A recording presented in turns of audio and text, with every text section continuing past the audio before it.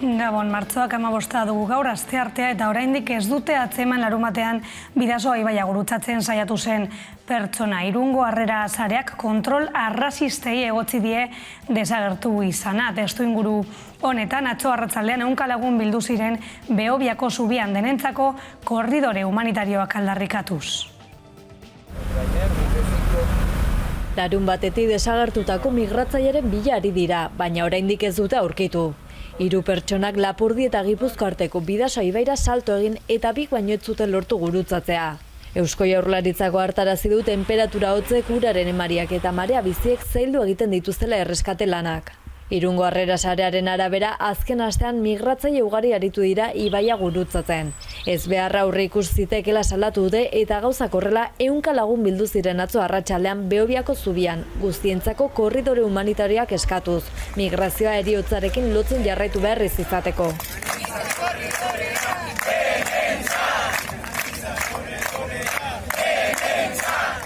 Mugaren bi aldeetako eragile politiko, sozial eta sindikalen ordezkariak ere izan ziren protestan. Ordu erdiko kontzentrazioaren ondoren bertan bildutakoek hainbat minutuz moztu zuten zubia, modu simbolikoan ibilgailuen joan etorria eragotziz. Argi utzi zuten gertatutakoa ez dela inondik ere istripua, Hendaia eta Irun arteko kontrola jo zituzten erruduntzat. Mugaisteak berriro ere gazte baten migrazio prozesua Bidasoa ibaian amaitzera behartu duela azpimarratuz. Irungo Harrera sarearen ustez ez da onargarria gertaturikoa, ez bailitzateke halakori pasatuko migratzaileek bestelako bideetatik ibiltzeko aukera izango balute.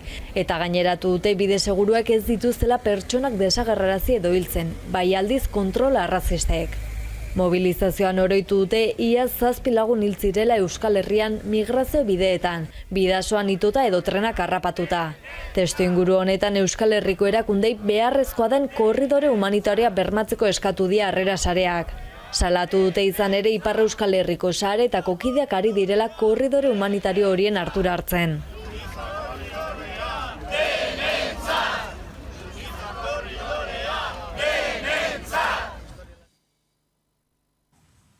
Gaia azaldatuz, lanpostuaren ezaugarriaren araberako hizkuntza irizpideak are berezituagoak izango dira Araba, Bizkaia eta Gipuzkoako administrazio publikoan argitaratzear dago administrazio publikoko hizkuntza eskakizunak arautuko dituen lege dekretua. Lanpostuaren ezaugarriaren araberako hizkuntza irizpideak are berezituagoak izango dira Araba, Bizkaia eta Gipuzkoako administrazio publikoan Eusko Jaurlaritzak argitaratuko duen lege dekretuaren arabera. Euskal sektore publikoak herritarrekiko harremanetan euskara eta gaztelania inolako diskriminaziorik eragin gabe erabili ahal izatea bermatzea du helburu lege honek. Horretarako, herritarrekin erakundearen barruan eta beste erakunde batzuekin dauzkaten ahozko eta idatzizko harreman komunikatiboak kontuan hartuko dira behar den komunikazioa azterketen bidez. Zentzu horretan, lanpostu bakoitzaren ezaugarrietan adierazi beharko da lan hori egingo dutenek herritarrekiko harremanik izango duten eta harreman hori ahozkoa, idatzizkoa edo mota bietakoa izango den. Hala, ahozkoa ohikoa den lanpostuetarako esaterako, eskatuko den gutxienekoa mintzameneko B2 maila izango da. Derrigortasun tasari eta indizeari dagokienez, ez da aldaketa esanguratsurik, eta beraz, euskaraz hartatzeko gai ez direnak kontratatzen jarraitu ahalko da. Dena den, lanpostu guztietan ez da hizkuntza eskakizuna egiaztatu beharko. Hala egin behar ez denetan, euskararen ezagutza meritu moduan baloratuko da. Bestelakoan ekonomia arloko gaiei helduta, Hego Euskal Herriko garraiolariek greban jarraitzen dute, gaur bigarren greba eguna izan dute. Biharko ere mobilizazioak antolatu dituzte Iruñean eta Gasteizen greba hau. Bilboko portuan eta Nafarroan izaten ari da eragina batez ere grebalarien eta ertzaintzaren artean tentsio uneak izan dira gainera. Bigarren greba eguna dute garraio sektoreko langileek Euskal Herrian, bi elkarteek babestu dute garraioaren defentsarako Espainiako plataformak deitutako lanustea. 3 sindikatuak eta Tradisna, Nafarroako garraio sektoreko patronetako batek. Bada gaur 3 deituta, kamioi karabana egin dute Galarretik Iruñara arte. Nafarroako gobernuari neurriak eskatzeko. Grebak hasiera apala izan duen arren eragina izan du portuetan. Besteak beste garraiolariek Erregaiaren prezioa jaistea eskatzen dute, izan ere salatu dutenez, prezioa jaisten ez bada ezin izango dute biziraun. Eske gaur egun, igo da, gandemuztatik unaren 81, eguneko 81 igo da. Eta horren, horri kentu jozu etxera gamar dugun soldata, gasolian bota behar dugu. Eta horren gaur egun, iaia hobeda, kamiona gelditzea, lanien nahitu baino. Eta hortaz da, gehien bat hortaz heldu horre bapatian olako geldiketa, indugun geldiketa. Hala ere, Euskal Herriko garraio enpresa nagusiek ez dute greba abestu. Oia bakutxak bera jakinen du, ni badakit hemengoa tradiznakoa zepa gertatu zen. Tradiznatik izan zen gehien bat, jende gehienak nahi zuen gelditu eta gainera plataformari apoio eman. Espainiako gobernuak iragarri du zerga jaitsiera jasoko duen plana ezarriko duela martxoaren 29an. Tartean erregaien zergak jaitziko ditu. Bien bitartean garraiolariek aldarrikatu dute erregaien prezioa maizago aurreikusi behar dela. Ez dakigu zenbaterainoko izango den zergak itxiera hori. Garbi dagoena da, tarifak berritu beharra aldiro, ez? Ez dakigu zenbateraino garestituko den gasoila, eta orduan ezinbestekoa ikuste zen, garraioaren tarifak aldiro berritzea. Piketeak egon dira goizean, adibidez Bilboko portuan 70 kamioilari inguru piketeranak egin dituzte, eta ertzaintzak esku hartu duenean tentsioa sortu da. Bestetik Madrilen goizeko ordu txikietan polizia batek grebalari bat bala zauritu du. Edonola ere, 3 adierazi du datu zehatzik eduki ezarren eragina nabaria dela, eta horrek zuzeneko eragina du arrantza sektorean. Egoera horrela, arrantzaleek erabaki dute astelehen arte ez itsasoratzea. Azken egunetan ikusi bezala erregaien prezioak gora egin du nabarmen eta herritarren iritzia ezagutu nahi izan dugu. Evidentemente ha hecho que la gente reposte mucho menos que antes. Antes venía la gente y lléname el tanque, ahora no, ahora échame 20 euros, échame 30 euros. Y en cuanto a la clientela, bueno, hemos recibido mucha crítica de parte de los clientes, pero bueno, como te comento hace rato, nosotros no tenemos la culpa del aumento del combustible. Creo que debería haber una campaña a fondo de por qué se está aumentando los combustibles y que la gente entienda que no somos los vendedores los que hemos provocado esta situación, sino que hay una situación de guerra, estamos viviendo un estado de guerra y bueno, es lógico que aumente, pero no somos nosotros los que están aumentando. Pues hombre, es una burrada lo que están haciendo. Al final tienen que entender que la gente que somos autónomos, tanto camioneros y demás, no se puede aguantar. No se puede aguantar las subidas que están pegando. Hombre, igoera izugarri handia izan da, eta, claro, soldatak igotzen ari ez direnez, gero eta txireagoak izango gara danak. Penagarria da nire ustez, egoera jasan ezina izango da, izaten ari daia. Eta ez dakit nolakoa izango den etorkizuna, baina ez dut oso positibo ikusten dana. Pues con ver los recibos y llenar el coche, el depósito del coche, pues ya te estás dando cuenta que es una barbaridad. Parece que has hecho un delito cuando llenas el coche. Y en casa, pues puedes bajar 1 grado, 2 grados la temperatura si quieres ahorrar algo. Nabaria da igoera, nabaria da eta azken finean, gu gaztea gara, joatea bidei bat egitea eta orain zatea igo dela asko. Ni adibidez, momentu honetan ez nago lanean, txikitxoarekin nagolako, baina nire zenarra adibidez, lanera hori kotxez autoz juten da eta berak igartzen du. Eta langatazken arira, Nobaltiako grebalariek elkarretaratzea egin dute bart, Bilboko epaitegien aurrean greba eskubidea urratzeagatik egin den epaiketaren aurretik. Halako urraketak salatuz, gure saioan mintzatu zen atzo Mikel Etxeberria, ELA sindikatuko industria arduraduna. Entzun dezagun. Enpresak iaz komunikatu zigun, nola greba babestu ez zuten langilei 300 euro. Ordaindu zietela, greba ziratik urte eta erdi gutxi gora bera. Eta, uste dugu hori dela beste greba bortxaketa bat ere, aurretik ere egon dira beste bortxaketa batzuk, adibidez nera ilegal baten, lan baldintzak aldatu grebalariei eta barretazkenean ikusten duguna da, hemen greba ziratik enpresak egin duena da, era ezberdinetan greba erasotu eta horren ondorioz gaude gaur egiten dugu 976 egun greban eta luzatzen ari da, gu nahiko genukeen baina askoz gehiago, baina langileak tinko daude, konzentrazioak egiten, juridikoki ikusten duguna epaitegira eramaten eta guk betiko lez gure negoziatzeko borondatea trasladatzen dugu eta tamalez oraindik ez dugu ikusten enpresa negoziatzeko gogoarekin. Horrez gain, ELA, LAB, Estelas eta Komisiones Obreras ez datoz bat Eusko Legebiltzarran eztabaidatuko den hezkuntza lege berri baterako oinarrien zirriborroarekin. Ez dute bat egiten edukiekin, ez da eduki horiek finkatzeko erabili den prozedurarekin ere hala, haien hitza entzunarazteko mobilizazioak antolatuko dituzte. ELA, LAB, Estelas eta Komisiones Obreras sindikatuek agerraldia egin dute Araba, Bizkaia eta Gipuzkoako hezkuntza legearen zirriborrarekiko duten desadostasuna azaltzeko zein prozesu horretan eragiteko. Bada hezkuntza legeak jaso beharko lituzkeen edukiak aldarrikatu dituzte. Besteak beste hezkuntza lege propioa, publiko ardatz izatea eta segregazioari aurre egiteko neurriak edukitzea.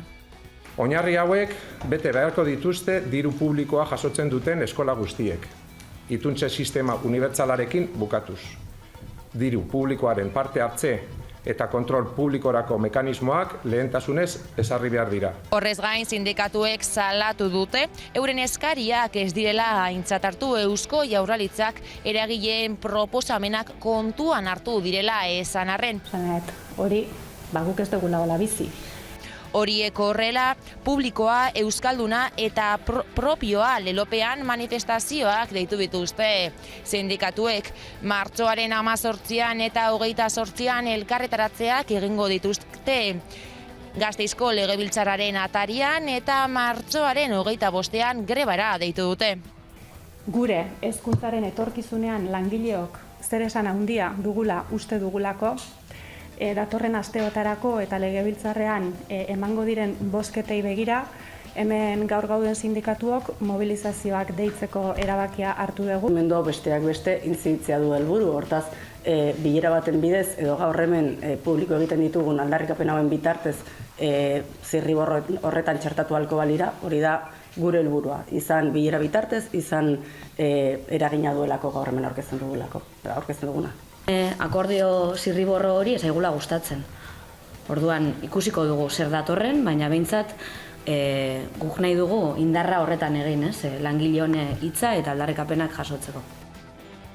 Bestetik atzo jaso genuen berria, gizonezko batek eraso egin zion ekintzaile feminista bati Donostiako Amara auzoan abortatzeko eskubidea aldarrikatzeagatik.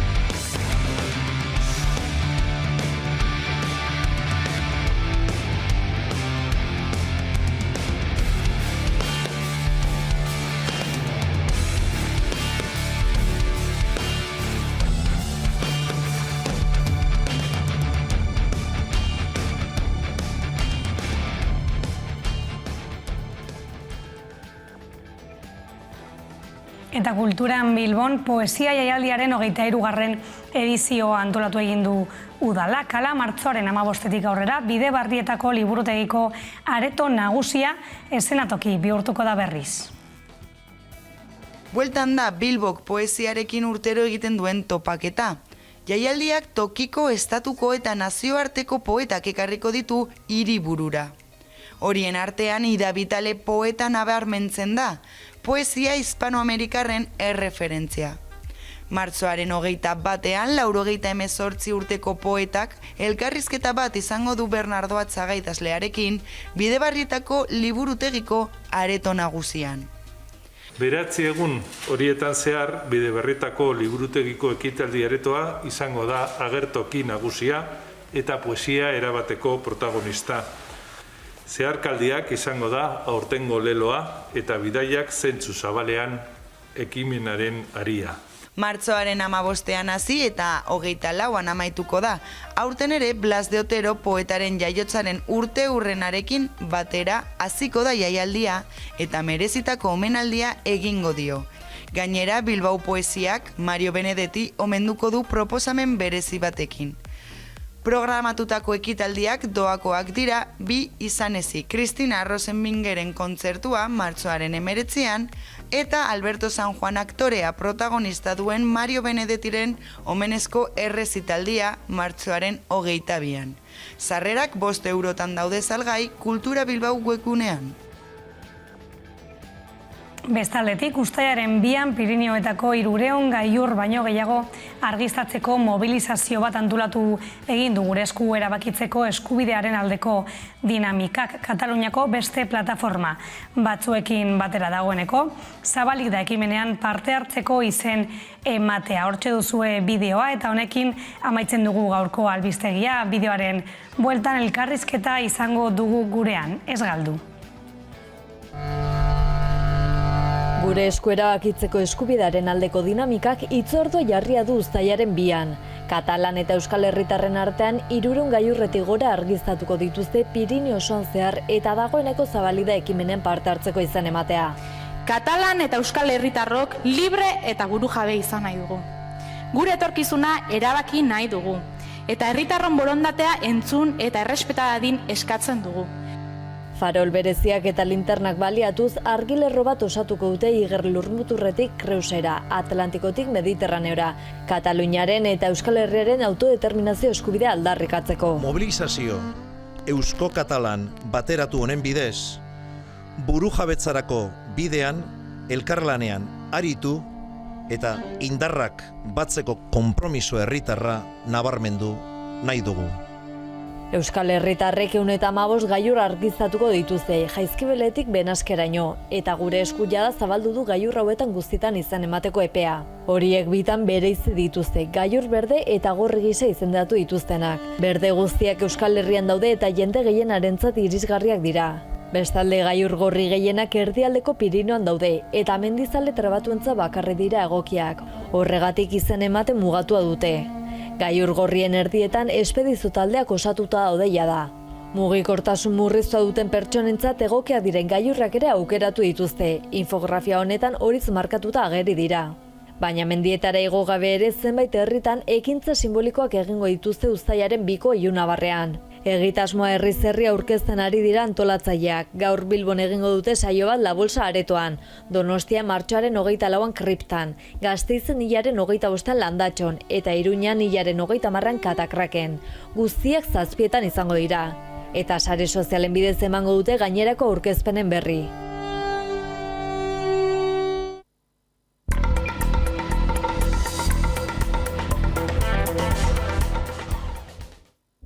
Amaikak aukerak eskaintzen ditu.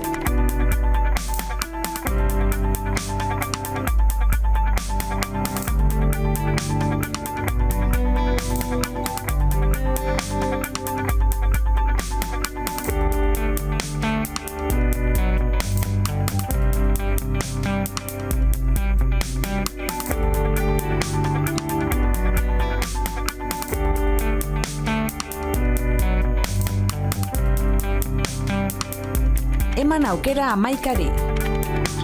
Aukeran, Amaika.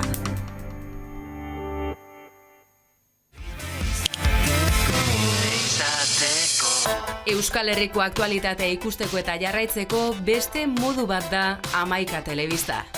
Eguneroko gaiak alde batera utzi gabe, itzalean direnei arreta eskainiz eta tartea emanez.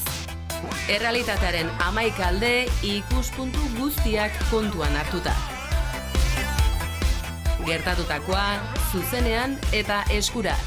Noiz nahi, edonon eta euskarri guztietan gainera. Telebista egiteko beste modu bat posible delako.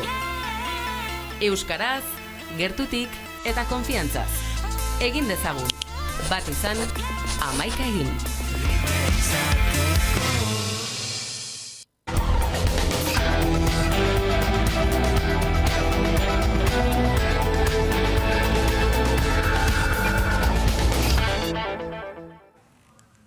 Gabon berriro gaude gaurko elkarrizketan. Gaur gurekin dugu Unai Fernandez de Betoño, EH Bilduko legebiltzarkidea, Gabon. Gabon. Arkitektoa ere. Hori da. Bai. Aurreko astean iritsi zen Madrilgo diputatuen kongresura etxe bizitzarako eskabidearen aldeko estatuko lege berria. Zer deritzo zuek edo zuk pertsonalki nahi baduzu, otsearen batean ministroen kontseiluan onartu zen lege horri?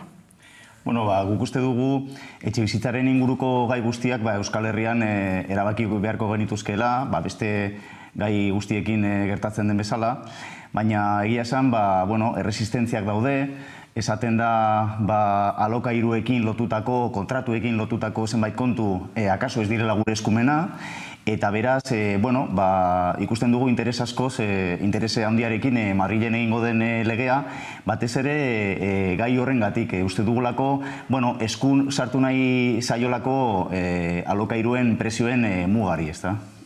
Eta zeintzuk dira zuen ustez, aldatu beharrekoak edo horretan jasotzen ez direnak eta zuek faltan botatzen dituzuenak?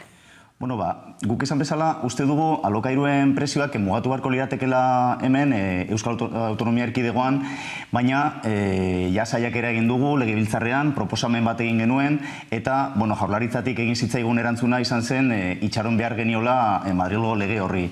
Beraz, eskatzen dioguna Madrilgo lege horri da alokairuak mugatzeko tresna bat eman dezala, edo gutxienez guk geuk ondoren gure araudiaren pean eta gure ezaugarriekin bat etorriko den araudi bat garatzeko aukera eman dezala. Beraz, guretzat hori da, akaso eskakizun nagusia Madrilgo legeari egiten dioguna. Ustea gero autonomia erkidegoi gure garapen propioa egitea, zeren ikusi behar da Madrilgo edo Bartzelonako egoera alokairuen inguruan, egoera horrek ez dauka zerikusirik Euskal Autonomia Erkidegoan egon daitekena, ez da? Bertan, ez dakit, badaude jabe handiak, dauzkatenak etxe bizitza pilo bat, eta hemen, gure merkatu inmobiliarioa gehiago dago oinarrituta jabe txikiagoetan. Eta beraz, Madriletik entzuten ari gara lege aurreproiektu horretan, edo lege proiektu horretan, mugatu nahi dela etxe bizitzen alokairuak, baino bakarrik 10 etxe bizitza baino gehiago dituzten enpresei, eta beraz, guretzat hori interesgarria da, baina hori gure panorama ezagututa, bakarrik afektatuko lioke euneko 2ari, euneko 3ari, ez da, alokairuko etxe bizitzen euneko 3ari. Beraz, oso inpakto txikia izango luke, eta zentzu horretan eskatzen duguna da, hori egon ondoren, aterki orokor hori egon ondoren, gu geuk garatu alizatea gure erkidegoan lege hori. Zein da hemen gurean aurkitzen dugun egoera, etxe bizitzaren afera honetan edo?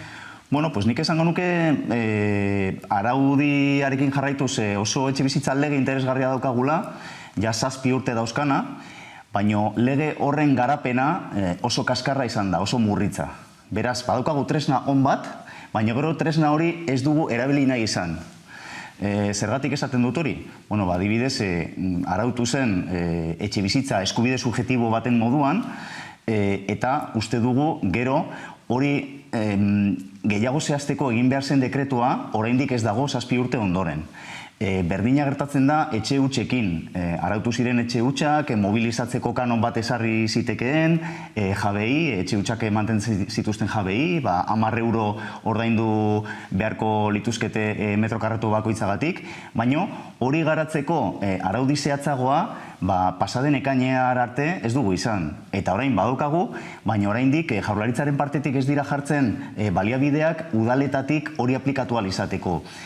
Eta berdina gertatzen da beste zenbait kontuekin, beraz, nik esango nuke oso tresna ona daukagula, 2015ko lege hura EH Bildutik babestu genuena, PSOEk ere babestu zuen eta UPyDek, EAJak ez zuen babestu, eta hori nahiko deigarria da, eta akaso horrek ematen digu ulertzera ze gertatzen ari den, ezta?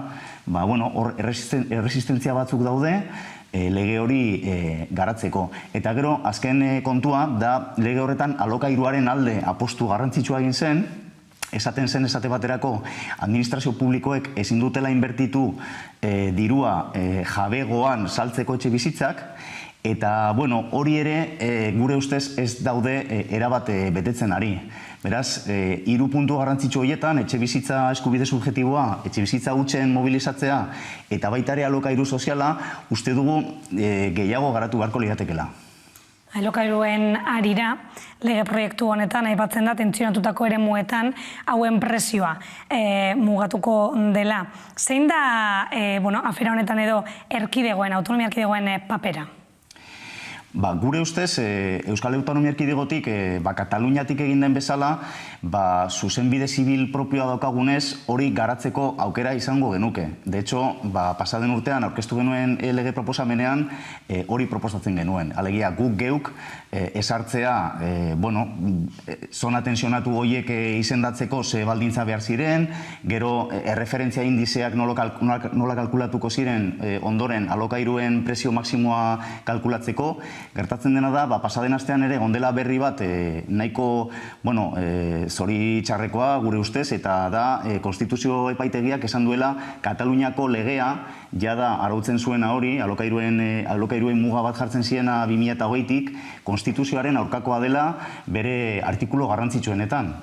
Beraz, badagor diskusio bat eskumenen inguruan, zer egin dezakegun EAEtik, edo Nafarroako Foru Erkidegotik alokairuak mugatzeko, eta oaintxe bertan Konstituzio Epaitegiak bere iritzia eman du pasaden astean, eta horren kontrakoa izan da. Esan duena asko laburbilduz da, kontratuen inguruko gauzak estatuarenak direla. Alegia, etxe bizitza bai, zuek arautu dezakezue, autonomia erkidegoek daukazue etxe bizitza, zenbait ataletan arautzeko eskumena, baina kontratuen kontua gurea da. Eta karo, alokairuen presioak mugatu nahi baditugu, eta nik uste esan behar dela Euskal Autonomia Erkidegoan azken 5 urtetan alokairuen presioa igo dela 120, oso igoera handia izan du, eta aipatzen ari naiz Jaurlaritzak berak ematen dituen datuak, ez dira EH Bilduk asmatutako datuak, uste dugu arazo larri baten aurrean gaudela, oraintxe bertan batez besteko alokairua dago 1.060 eurotan etxe bizitza libretan, hilabetean, eta etxe bizitza babestuetan ia 200 eurotan, ezta? Orduan, uste dugu, jende asko gaizki pasatzen ari dela, eta benetan ez baldin badugu mahai gainean jartzen alokairuak mugatzeko tresna eraginkorrak, jende gehiago pasako duela gaizki. Orduan, autonomia erkidegoek gure ustez badute eskumena hori ere egiteko, baina ikusi behar da Konstituzio Epaitegiak esan duela ezetz. Eta beraz, oaintxe bertan, Madrilgo etxe bizitza legearen zai gaude, erdigunean jarri delako gutxienez alokairuen mugaren gai honetan, ezta? Argi dago etxebizitzaren inguruan aritzean puntu polemikoenetariko bat alokairuen erregulazioa dela, baina eske horren atzetik beste arazo importante bat dago espekulazioa dela, ezta? Bai, eta espekulazioa lantzeko, daude baitare udalen eskumenak, hirigintza adibidez udalen eskumena da, ez da autonomia erkidegona. Autonomia erkidegoek bai jartzen dituztela legeak, Pizkat liosoa da asuntoa, ze karo, Espainian badago hirigintzako lege bat, gero autonomia erkidego bakoitzak baduka berea, baina berez hirigintza aprobatzen duena plan orokorrak aprobatzen dituen administrazioa udala da. Eta beraz hor, agente asko daude, ezta? Horri heltzeko, arazo horri heltzeko. Nire ustez, tresnetako bat izan beharko litzateke lurzoruaren jabegoa kontrolatzea. Badago Espainiar estatuan aspalditik asmatutako gauza bat, eta da el patrimonio municipal del suelo, lurzoruaren udal ondarea, eta uste dut udalak beraien baliabideen heinean, akaso batzuk ez daukate baliabiderik eta ezin dute egin, baina joan beharko lirateke hirien inguruko zoruen jabegoa kontrolatzen, ezta? Nik uste hori izan daitekela espekulazioari aurre egiteko modu bat. Eta, egon daitezke beste modu batzuk, nire ustez hirigintza geldo bat lantzea edo sustatzea neurri handi batean operazio espekulatiboak geldia arrazten ditu. Uste, oso aska arrazten diren hirietan, halako pelotazoak eta ematea errezagoa da, eta beraz hori ere nik uste garrantzitsua izango litzatekela. Eta zentzu horretan, ahalik eta lurzoru gutxien urbanizatzea, oraindik urbanizatuta ez dagoen lurzoru gehiago urbanizatzea, ahalik eta gutxien egitea, nik uste hori ere izan daitekela espekulazioarekin akaso ez amaitzeko, baina bai gelditzeko, apaltzeko tresna interesgarri bat. Eta hori landu daiteke, esan bezala, legeetatik, akaso lurzoruaren legean aldaketaren bat egiten erkidego mailan, baina batez ere udaletatik landu beharko litzateke. Erremintak aipatu egin dituzu, hemen gurean erreminta nahiko daude hori gelditzeko? Nire ustez bai, gertatzen dena, orain topo egin dugu, lehen komentatzen genuen bezala, alokairuen kontuan, alokairuen presioen kontuan, konstituzio ipategiarekin, baino nire ustez bi tresna nagusi dauzkagu etxebizitzaren alorrean espekulazioari aurre egiteko, eta bat da lurzoruaren legea, 2006koa daukagula EAen, eta bestetik daukagu etxebizitza legea, lehen aipatu duguna, 2015koa. Eta, lege horiek garatuko balira EH Bilduke uste duen zentzutan, lehen esan dudana, etxebizitza eskubide subjetiboan, zehaztasun gehiago emanez, esate baterako duela gutxi proposatu dugu etxebizitza eskubide subjetibo hori aitortua izateko tope maksimoak eguneratuak izan dadila, ze jende asko gelditzen ari da kanpoan gehiegi kobratzen duelako, baina gehiegi kobratzen du pasatzen delako urtean 9.000 eurotik, topeak oso baju daude, eta beraz uste dugu hori eguneratu beharko litzatekela. Bestalde, baita ere aipatu dizute, alokairu sozialaren, gure ustez parkea handitu beharko litzateke, Jaurlaritzak oraintxe bertan indar asko jartzen ari da prestazio osagarrietan. Alegia, nola ez daukan parke publiko nahikorik, zer egiten du, beharra dutenei diru bat eman, haiek alokairu librean ordaindu ahal izateko edo laguntzeko ordaintzen, ezta? Ematen dizkiete 275 euro hilean. Eta gure ustez, hori akaso beharrezkoa da, baino partxe bat da. Eta gainera ari gara diru asko bideratzen alokairuen burbuila pustera modu horretan. Ordan gure ustez, interesgarriagoa izango litzateke neurriak jartzea mahai gainean parke publikoa handitzeko eta alokairuak babestuak izateko, baino Jaurlaritzarenak edo udalenak izan da etxe bizitzak. Aipatu egin duzu lehen alokairuen prezioaren igoera, 20%ko igoera hori, bezaldean daude gazteak. Gazteak, ezintasuna dute askotan etxebizitzaren prezioarekin etxe bat bai erosi eta bai alokatzeko. Nola ikusten duzu gai hau? Gazteen alorrean ere gertatzen da berdina. Uste dugu Jaurlaritzak izan beharko lituzkela etxebizitza berezitu batzuk beraientzat, baino egiten ari dena da, nola ez dauzkan nahikoak, baitare asmatu du prestazio osagarri bat. Deitu dio beste modu batera, deitu dio gaztelagun programa, baina azkenean kopurua berdina da, 275 euro ematen dio gazte bati 36 urte betetzen dituen arte, betetzen baldin baditu ingresoen kopuru maksimo batzuk eta bar, eta uste duguna da, karo, 36 urte betetzear dagoen gazte bat, bagian beharko lukela jarraipen gehiagorekin egon etxe bizitza batean. Orduan uste dugu, haientzat ere, alokairu sozialaren parketik etxe bizitzak egon beharko liratekela. Eta hori uste dugu Jaurlaritzatik, ez dala nahikoa egiten ari. Eta, nola ez daukanez, parke publiko hori zer egiten du prestazio batekin konpensatu. Beraz, gertatzen da pixka bate, lehen esan dudana. Uste dugu, benetan jarri beharko liratekela indar gehiago parke publikoa handitzen, eta uste dut hortik produktu berezitu bat egon zitekela gazteentzat. Aipatu egin duzu Eusko Jaurlaritzak ez dauela egiten nahikorik. Zer nolako interesak daude atzetik arazo hau eskonpontzeko? Bueno, hirigintzan eta etxebizitzaren alorrean interes asko daude eta segurazki agente asko daude atzetik. Nik ez dut uste Jaurlaritzaren partetik malizia berezi bat dagoen, orain aipatzen ari naizen gauzak aurrera ez eramateko, baina, bueno, behar badaude erresistentziak, egon daitezke interes inmobiliario batzuk baitare lobby lanak egiten dituztenak, adibidez 2015ko etxebizitza legea gehiegi garatu ez dadin, ikusi besterik ez dago, esate baterako etxebizitza hutsak mobilizatzeko dekretu atera zenean, titular batzuk nahiko gogorrak ziren prentsan, ezta? Bazirudien hemen hasiko ginela, ez dakit, desjabetzen etxebizitzak eta usten iaia, ez dakit, jende ateratzen zen esaten, baina nik irabazi dut nire ahorroekin eta joan naiz etxe horiek erosten eta gutxik mantendu nahi baditut, nik uste hemen arazoaren funtsean dagoena da ulertzen dela etxe bizitza eskubide bat izan beharko litzatekena, askotan ulertzen da produkto, dirua eman dezaken produkto bat bezala. Eta kaso, bi ulerkera horiek oso kontrajarriak daude eta hortik datoz arazoak, ez? Igual ez dago malizia, baina bai dagola ideologikoki, nire ustez, zenbait pentsamolde batzuetatik etxe bizitza dela, negozio bat egiteko modu bat.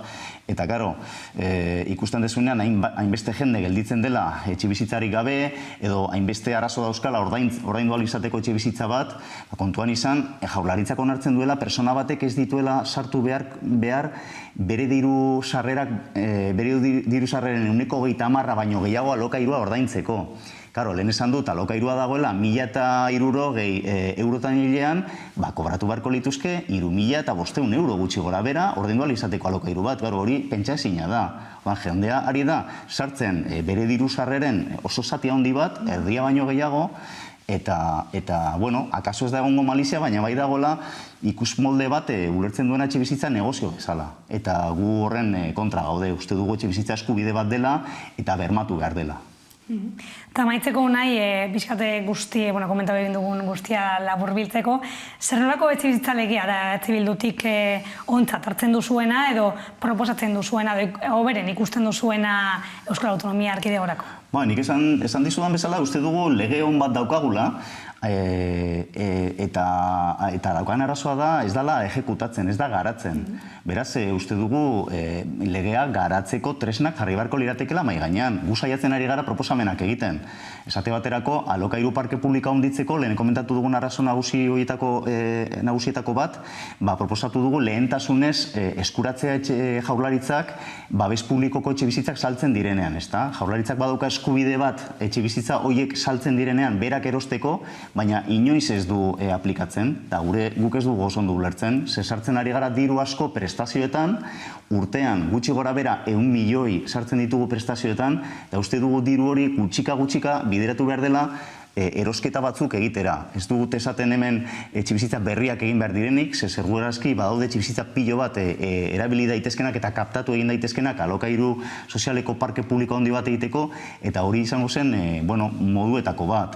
Beraz, nire ustez lege ona daukagu, baina behar dira gero tresnak hori aurrera eramateko, ezta? Besterik gabe, Unai Fernandez de Betoño, mila esker gurekin gaur egoteagatik. Eskerrik asko zuei.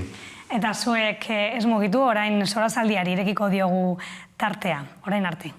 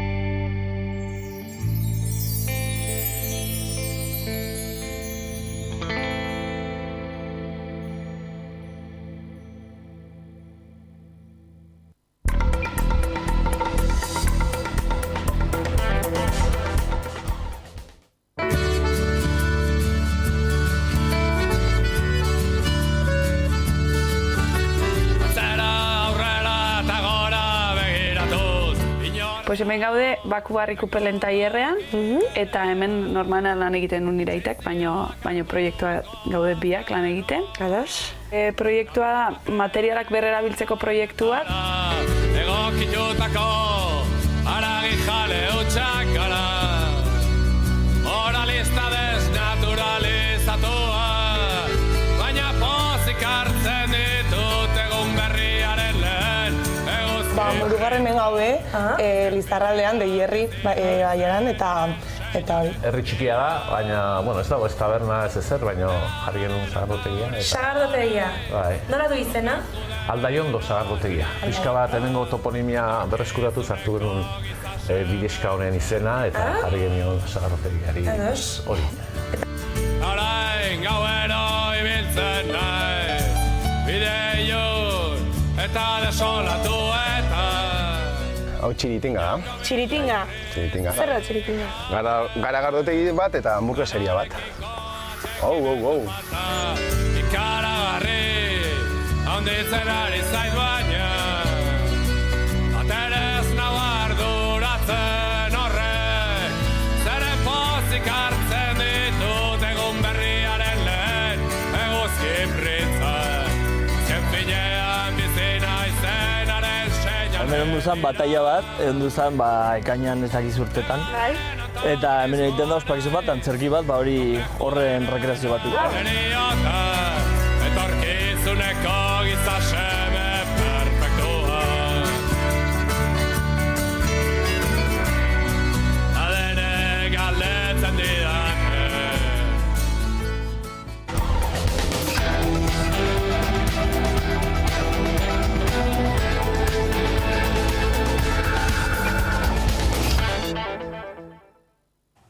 Gabon berriro, bagaude gaurko solazaldian, gaur gurekin Carlos Renedo, ondotorri, eta Neko Ander Romero, ondotorri bebai. Orain justu egon gara, Unai Fernandez de Betoñorekin, EH Bilduko legebiltzarkidearekin etxebizitzaren afera komentatzen, eta zuei bioi datu bat luzatzea gustatuko litzaidake. Gipuzkoan soldaten 54%, etxebizitza ordaintzera bideratzen da. Baina Madrilen soldaten 105%. Datu ikaragarriak topatzen ditugu gaur egun ere etxebizitza afera horretan. Nola ikusten duzue zuek kontua? Nik uste dute askotan ez gaionen ingura hitz egiten dugunean ikusten da batez ere gazteei, baina orokorrean zenolako karga suposatzen duen oinarrizko eskubide bat dena edo guztiok behar dugun elementu bat ordaintzea edo alokairuan edo hipoteka baten bitartez. Eta uste Unek esan duena pizkat garatu du aurreko indarrean dugun legea erkidegoan eman duena eta hori fokoa jartzen zen etxe hutsetan. Eta uste dute oraingo erronka dela alokairuaren prezioa mugatzea eta hori lortzeari begira ondo dago legebiltzarrean altual diren ekimenak edo neurriak, baina ezinbestekoa da kalean egotea aktibazio soziala eta mugimendu indartsu bat aldarrikapen konkretuekin. Ezkenean, etxebizitzaren krisia asko lokortzen ari da hainbat herrialdetan eta gurean ere gertatzen ari da, aspaldi gertatzen edo aspaldi dekogun eraso bat da, etxebizitza legea Euskal Autonomia Erkidegokoa 2015koa da, sozialgatik izango da oindala 7 urtea pasadira, orainik ez da implementatu, baina 7 urte pasadira, eta ikusten dugu nora krisi hau txarrera doan. Solata, aipatu dituzun datuak ikaragarriak dira, bereziki Madrilekoak, baina ikusten baditugu gazteen artean zer nolako arrakalak emoten diren, eta bereziki alokairuan zoroa da, baina alokairua hilabetean izaten dira askotan etxebizitza propietatezko hipotekak baino altuagoak, gazteek ezin dute alokatu. Eta egoera tamalgarria da. Alde batetik, parke publikoa segurunik ez da nahikoa dagoen beharra setzeko, etxebizitzak utzik oraindik milaka daude eta Eusko Jaurlaritzak ez ditu bere baliabide guztiak sartzen edo garatzen hauek egotari utz dezaten. Eta arazoak jarraitzen du. Eta gainera ez da arazo bat bakarrik konponduko duguna etxebizitzari begira. Hor soldatak eta soldaten erosmena ahalmena ere oso importantea da. Prezioek gora doaz, edo gora egiten dute, soldatak mantentzen dira edo beruntz doaz, nonbaitetik eskoa sartu behar zaio. Unai Fernández de Betoñok esan digu, bere ustez, amengo legea ona dela, baina arazoa dela ez dela exekutatzen.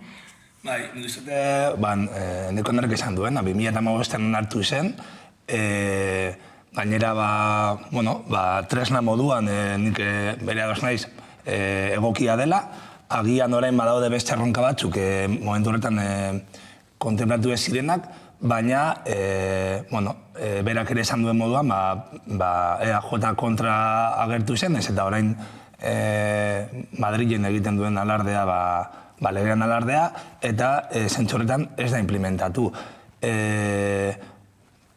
Implementatzeko behar dira baliabideak, behar da borondate politikoa, eta nik uste behar dela ere baliabideak ez bakarrik Eusko Jaurlaritzaren aldetik, baita ere baliabideak udale eskuan egotea.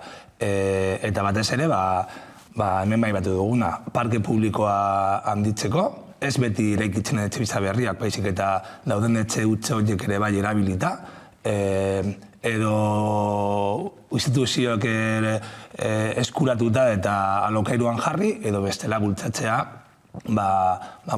etxe hutsa horiek berriro egotea bere funtzio soziala betetzen, hau da, etxebizitza funtzioa betetzen, eta nik horrekin batera, ze horrekin agian lortu dezakegu merkatuaren prezioak jeistea, baina nire ustez ez da nahikoa eta sartu beharko da eskusu zena eta horretarako lokailuari muga jartzea ezin dugunan hartu da esan duguna, egotea ordaintzen gure soldataren gehiengoa oinarrizko elementu bat ordaintzeko. Eta gero horri gehitu argindarraren kostea, gazaren kostea, gaur egun dagoen soldatekin ezin gara bizi. Eta hori da dagoen egoera. Bai, momentu honetan ematen du dagoela adostasun maila oso altua etxebizitzaren legearen inguruan. 2015an ez zegoen, Carlosek esan duen bezala, EAJak kontra bozkatu zuelako, eta orain Madrilen Berrenalde aurkeztu da. Beraz, gobernuan dauden bi alderdiek egin behar dutena da, garatu legea. Legea ona bada, garatu desatela.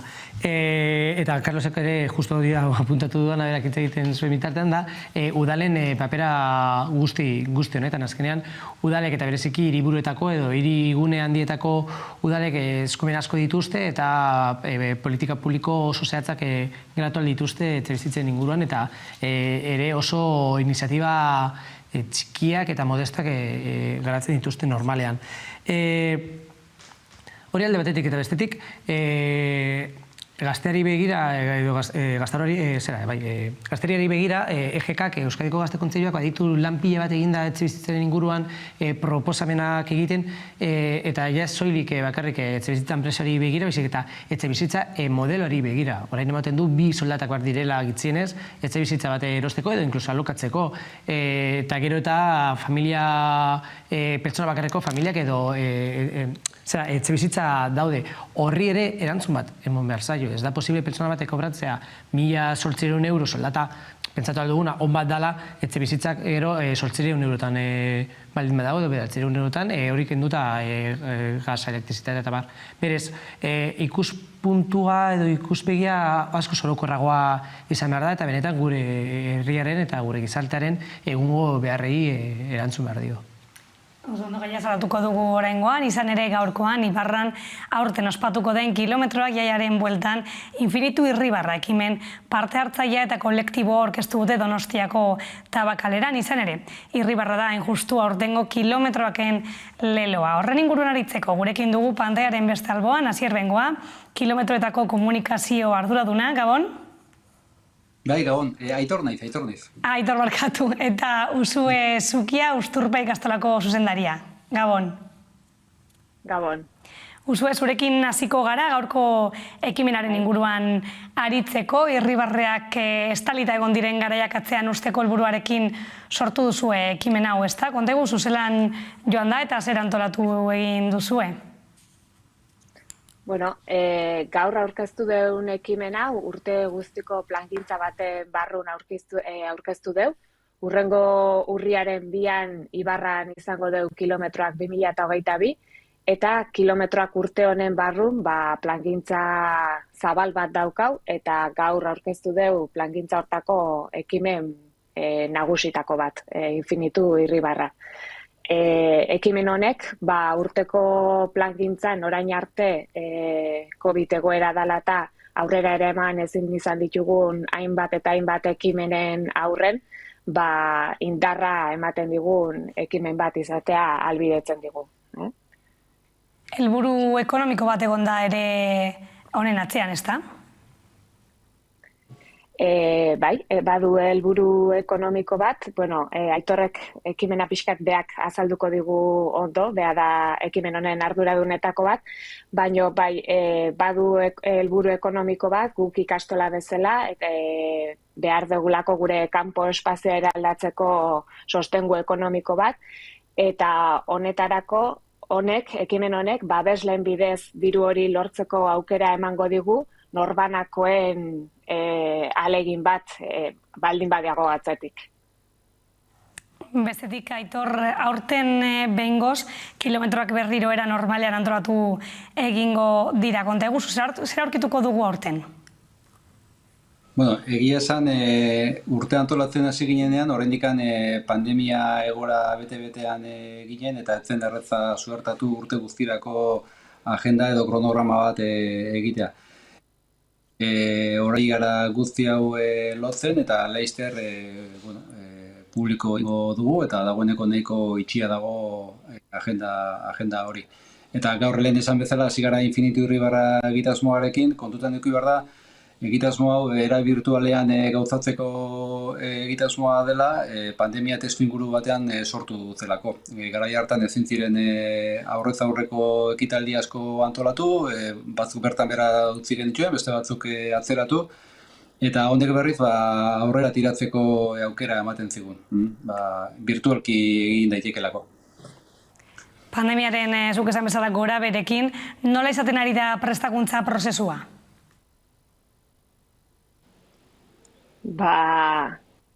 Prestakuntza prozesu honetan plan A eta B momentu asko izaten ari gea. Azaron genuen aurkezpen ekitaldi nagusia eta urtean genion. Eta azarotik aurrera hainbat ekimen bertan bera utzi behar izan genitun edo momentu zizoztuta eta aurrea begirako utzi behar izan genitun. Abendua momentu txarra izan zen, pandemia egoerak intzidentzia tasa gora intzun, eta ez ginen ausartzen hainbat ekimen eta aurrera pausa ematea. Beraz, atzeratzeak egin behar izan ditugu, geldialdiak, baina badirudi momentu hontan, Infinitu Irribarradan bezala, honek ez du oztoporik digitalki aurrera egin daiteken ekimen badalako, baina beste ekimenak ere aurrera egiteko moduan ikusten ari momentu hontan, eta esate bateako abenduako aurrikusita genuen bertso afaria biderzazpi izeneko ekimen bat, apirilan baten burutzeko asmotan gaude. Eta amaitzeko, Irribarra da aurtengo leloa, Irribarrak berreskuratzen ari gara. Nola ikusten duzue jendea? Justu gaur aurkeztu dugun ekimen honen helburuetako bat horixe da, beste denboran tapatuta, estaldita eta iaia galerazita eduki ditugun Irribar guzti horiek bildu argazkitan. Eta asmoa dugu nolabaiteko Irribarren atlas moduko bat egitea, eta Irribar horiek mapa batean kokatzen ari gara. Eta norbanakoak egin dezaken ariketa bada, gure webgunean sartu, bertan badago atal bat argazki hobeki igual izateko, datu gutxi batzuk bete inprimaki batean, eta argazki ondoren mapa batean kokatu, eta hor gelditzen da nolabait atxikimendu ariketa bada. Eta pixkanaka mundu guztitik antzear Irribarrak iristen ari zaizkigu. Besterik gabe, Aitor Usue, mila esker gurekin egoteagatik eta horrengo pausoetara egongo gara adi. Eskerrik asko zuei. Mila esker Gabon. Gabon. Irribarrak berreskuratzen ari gara? Bai, nik uste baiet. Netxo, Bilbon astruguntan ikusi dugu degustun. Nahiko masi bat, nik jendea gogo handiarekin dago, lokorrean kalera ateratzeko, berreskuratzeko ere bai herri ekimenak eta bai, irribarrea, eta bai, sozializatzeko, azkenean bagara animali sozialak eta behar dugu hori, eta gara 2 urte pairatzen neurri oso ezberdinak eta bai, bara momentua ospatzeko eta berriro bizitzeko eta ospatzeko. Azken 2 urte hauetan ekimen herrikoi asko bidetik geratu dira eta gizarte mugimenduek eta hainbat erakundek bultzada ekonomiko hori ere behar dut eta ze beharrezkoa da. Azkenean danok ondo pasetako eta horrelako ekimenak aurrera eramateko edo euskara eta euskalgintzaren munduan zer esan nolabaiteko bultzada ekonomiko bat eukiteko horrelako ekimenak beharrezkoak dira. Orain eta herriko dira guztiak kolpean, bai kilometroak, bai bilaldia Bilbon, bai korrika bera edo auzo eta herrietako eta hirietako jaiak. Eta importanteena hori izango da ezagobiatzea eta bereziki parte hartza. Ez beti dirua emoten edo ez zertan dirua emoten, alduenak bai emon dezala, baina ere parte hartzen lan bolondreza egiten eta hurbiltzen bada gitzien ez, importantea da. Azkenean, elkar ikusi behar gara eta elkar ikusteko behar ditugu baliabideak. Zurazaldiarekin jarraitzeko beste gai bat jorratu behar du, kasu honetan Irribarra galduko dugu. Azken asteetan edabideek fokua jarri dute Ukrainako gerraren ondorioz ihes egin dutenen gainean, baita Europar Batasunak hartu duen erabakia horiek behin-behinean hartzeko, baina bitartean bidasoan pertsona bat. Hilda Melillako esiko irudiak ere heldu zaizkigu, trataera guztiz desberdina jasotzen pertsona horiek. Zer esaten du guzti honek gure gizarteaz? Gure gizartez ez dakit, baina gure lidergo politikoaren inguruan asko esaten dute. Lidergo politikoa hitz egiten duanen ez da bakarrik alderdi politikoak edo politikariak da ere hein handi baten medioen papera eta beste erakunde batzuen papera. Eta alde horretatik asko esaten dute. Pasaren egunean Urkullu eta Jangenetxe gara egon ziren zubi horretan hegoalde eta iparraren arteko mugan refuxiatuen inguruan hitz egiten eta nolabait eta bidasoan gertatuaren ostea ikusitakoa paripe hori ikusten, ze oraindik ere hor muga bat dago, bat dago eta oraindik checkpoint bat dago pertsona migratzaileek pasatu behar dutena edo ezin dutena pasatu beto esan da eta hor hipokresia handia dago puntu guztietatik esango nuke. Bai, kasu hori adibidez, aipatu duguna, Santiago zubian, baina adibidez ere orain ikusten dugu Polonian, nola gero aipatzen da Poloniako orain harrera herria denez, baina ez da aipatzen hori aspaldi egon diela bolondrez asko ere bai, Iraketik zetorren jendea, Siriatik zetorren jendea edo Afganistanetik zetorren jendea jasotzen, eta Polonian hori badago zigortuta, elkartasun lan hori egitea. Orduan, barroke esan nahi du, hipokresia, batetik jendarten nahiko hipokrita batean bizi garela, baina bestalde batetik, segun zinen zure arrazaren edo kolorea edo jatorria, edo zein den zure gerra, ongitorria zara edo zigortuta eta jasalpena apelatu behar duzu. Izan ere, egoera irregularrean dauden Ukrainei, atzotik egoitza baimena emango zaie, beste kasu batzuetan ezinezkoa edo pentsa ezina zena. Gaur bezala aurkeztu da eta orain dela gitzere hasi dira sinadurak jasotzen. Hainbat imigrantek deia egin dute ekimen legegile herrikoi bat aurrera emateko erregulazio masio bat eskatuz. Ez ditzateke lehenengoa Estatu Espainolean, hainbat emondira, uste dut 9 izan direla. Eta momentuz kongresuan dauden indar gehienek ez dute zer esan. eta zergatik egon behar gara gehu, sinadurak gehu, gizarteak sinadurak betetzen gobernuak eskaintzen duenean horrelako neurri masibo eta excepcional batzuei eta ez guztiei. Berrez da, ez dauket oso argi dauen haien koloreagatik ere badala seguru, hipokresiagatik ere badala seguru, baina sobre todo publizitate kontu batengatik. Orain iritzi publikoan nolabeteko sentsibilitate bat ireki da Ukrainiarrekiko, eta normala da. Eta hori aprobetxatzen dute bideratzeko azkenean neurri hori bai populistak direnak, eta errealitate sozial bati oso gordina dena migrazioa eta migrazio irregularrarena dena horrei nolabait begiak izten. Bai, nik uste gainera argi ikusi behar duguna da horren atzean dauden gisa dramak edo dauden drama, bizitzea ihes egitea zure herritik edo kontu ekonomikogatik edo politikoengatik edo gerra bate dagoelako eta egotea egoera irregular batean, drama bat da. Horren atzean, eskubide guztiak desagertzen dira. Osasun gintxalako eskubide guztiak. Eta zoritzarrez, olako ekimen burokratikorekin bizitza asko hobetu aldira eta drama horiek azkenean migrazioa ezin da gelditu. Jendea, dauka eskubidea ihes egiteko, mugitzeko, bere bizitza hori ezin da gelditu. Ez dago, uste gure eginkizuna dela, saiatzea mundu guztia alik eta beren bizitza eta onartzea mundu guztia daukala eskubidea edo non bizitzeko. Administrazioak neurri batzuk jartzen ditu, baliabide batzuk jartzen ditu, hortaz aparte gobernuz kanpoko erakundek bebai horretan aritzen dira, baina baliabide edo erraminta nahiko daude horri aurre egiteko? Ez, drama humanitarioa hitz egiten ari bagara, ez daude baliabide nahikorik horri, ez dira jartzen, baliabide nahikorik horri aurre egiteko.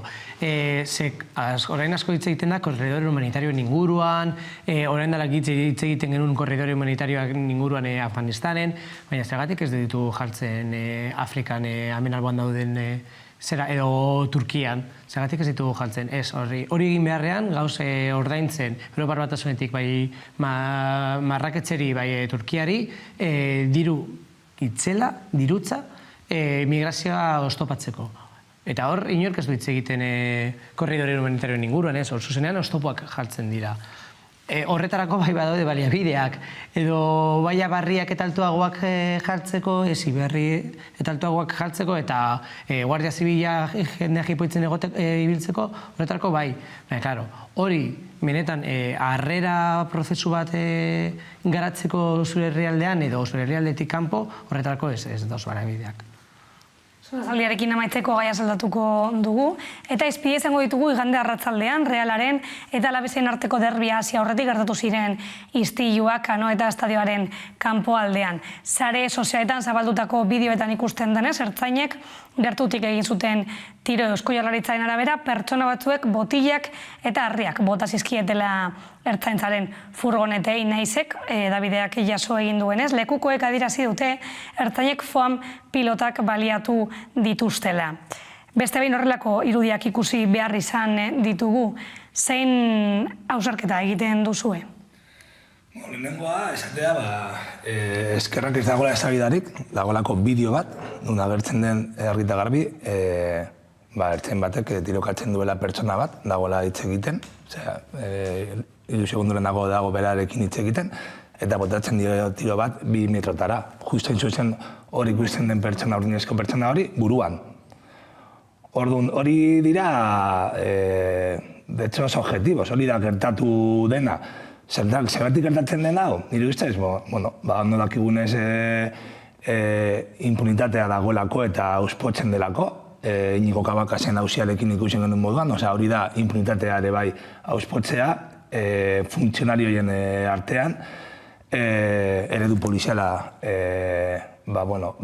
delako den eredua, militarizatua, erabiltzen dena politikoki interes batzuk kubritzeko, eta seguriazkere bai hor dauden barruan dauden elementuak, zen ikusten pertsona horren jarrera egiten duena ez da pertsona da elementu baten jarrera bat, edo ensaltzao, edo zer kontsumetu duena, edo, baina pertsona hori ez dago bere egoera normal batean kunplitzeko egin behar dituen bete beharrak, eta hori argitar gabi holan ikusten da. Bai, azkenean ikusten dut, Iñigo Cabacas-en erailketa gertatu zanean neurriak hartu ziren edo informalak gehiago ertzaintzaren jarrera baretzeko, baina azken urteetan txarrera goaz. Hora gertzen diren ertzainetatik, ez daude identifikatuta. Normalean, azikera baten Iñigo Cabacasen heriotzaren ostean hasi ziren zenbakiak eramaten, eta hor ez dituzte, irudietan ikusten da, ez dituztela zenbakiak. Hau da, ez dakigun norken monduen pilotazo hori. Gero, hartu zen neurri estrella gisa, foan pilotak jartzea. Orain, apuntatu aldutelako, eta ikusten ari gara behin eta berriro gertatzen ari da, buruetara apuntatzen dutela. Ez da aldatu dituztela pistolak edo eskopetak horiek gerritik bera tiroa egiteko. Ez burura egiten dute, behin eta berriro, eta horrekin mehatzatzen dute.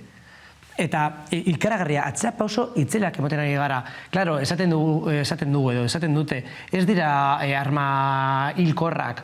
Ikusten dugu nola bai izan aldiren arma hilkorrak, eta orain hitz egiten ari gara, ea taserrak jarriko dieten, ez dira hilkorrak, bez. Horrelakoa izango bada erabilera, benetan, eztabaida horretan sartu behar gara, eta arma gehiago jarri gure kaleetan hilkorrak, kakotza, askoren artean, ez izan arren, eta gero jarreraren inguruan. Azken 2 urteetan, arropuzkeri garanta ikusten da, ari da funtzionario batzuen artean, eta segurtasun funtzionarioen artean. Deustu aipatu dugu hausun honetan. Hemendik 200 metrotara, ikusi nunik zapatuan, funtzionario publiko bat, ertzaina bat, furgoneta batetik, oiukatzen, ez dakit zergatik, baina oiukatzen, pertsona bati furgonetatik, literalki payaso eta imbezil. Izan ziren erabilitateko 2 hitzak. Nola da posible funtzionario publiko bat, bere lanean ari danean hori egitea? Arau bat apurtu du, egistea, identifikatzea, edo bere lan egitea, guztiok egiten dugun bezala geure lana. Baina ez da posible horrelako jarrerak gero eta ohikoagoak izatea, eta gero eta naturalagoak edo normalagoak izatea, ez dago zentzurik. Baina baldago bermerik horrelakoak ez gertatzeko? Guztok gaur egun dagoela kontrakorik. Hau da, ez dakit hilkorra den edo esen hilkorra foan pilota batekin 2 mototara ematea. Baina ziur naiz, begia galdu alduzula, entzumena galdu alduzula, edo izan aldizuzula sekuela oso lasgarriak. Orduan, berme bakarra da pertsona hori identifikatzea, ze funtzionario bat denean ez da drama zenbakia, baina arduanak jakingo duen orden, bideoa dago, eta atzo egon behar zen espediente bat irekita eta pertsonari ezin dagoen lanean.